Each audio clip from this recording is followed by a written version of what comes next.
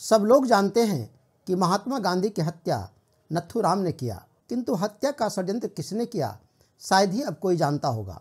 हालांकि हत्या के समय देशवासी जान गए थे कि हत्या का षड्यंत्र किसने किया था। सबूत पक्ष के प्रधान वकील सीके दफ्तरी ने अभियोग पत्र में लिखा था कि कुछ अज्ञात लोग इस षड्यंत्र में शामिल थे। अभियुक्तों ने षड्यंत्र को पूरा करने का काम किया। इन्होंने बहस के दरमियान कहा था कि डॉक्टर जैन, अंगद सिंह और मुरारजी देसाई की गवाहियों से प्रकट होता है कि महात्मा गांधी की हत्या का षड्यंत्र रचा गया था और 20 जनवरी 1948 से पहले रचा गया था। बचाव पक्ष के वकील पीएल इनामदार ने अपने बहस के दरमियान कहा था कि गांधी जी की हत्या का अकस्मात न होकर एक षड्यंत्र का परिणाम है। तब कोई संदेह नहीं कि महात्मा गांधी की हत्या का षड्यंत्र हुआ था। हत्याकांड में शामिल सभी हत्यारों के बारे में जानने से भी स्पष्ट होता है कि बिना षड्यंत्रकारियों के सहयोग के नथुराम हत्या कर ही नहीं सकता था। इसीलिए मैं इस वीडियो में महात्मा गांधी हत्याकांड में संलिप्त सभी हत्यारों के बारे में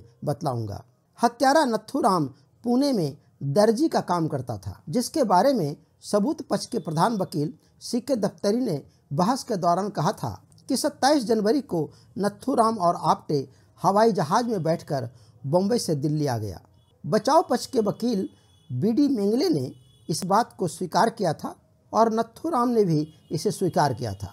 तब प्रश्न उठता है कि दर्जी का काम करने वाला व्यक्ति बिना सहयोग के उस कालखंड में हवाई जहाज से यात्रा कर सकता था? निश्चय ही षड्यंत्रकारियों का सहयोग रहा होगा। हत्याकांड में संलिप्त आप्टे अध्यापक का काम करता था, अध्यापक नहीं था। उसने खुद अपने बयान में स्वीकार किया था कि वह अहमदनगर के अमेरिकन मिशन हाई स्कूल में 7 वर्ष तक अध्यापक रहा था।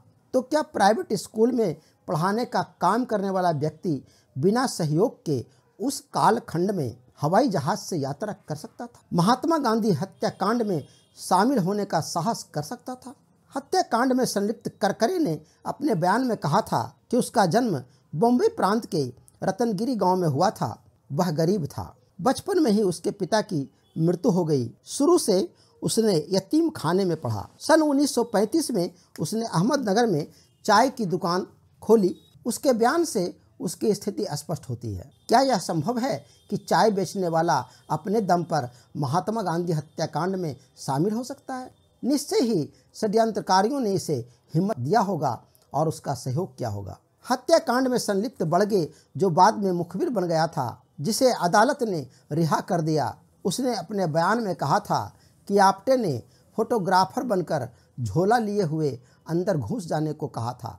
तब वह डर गया था। जो बिड़ला भवन में घुसने का हिम्मत नहीं कर सकता, उसकी हिम्मत को आंका जा सकता है। और उसकी आर्थिक स्थिति जाने। वह छुरे आदि हथियार बेचने की पुणे में दुकान करता था, अर्थात चाकू छुरी बेचने वाला दुकानदार था। ऐसा व्यक्ति महात्मा गांधी हत्याकांड में शामिल होने का स्वयं निर्णय कर सकता है।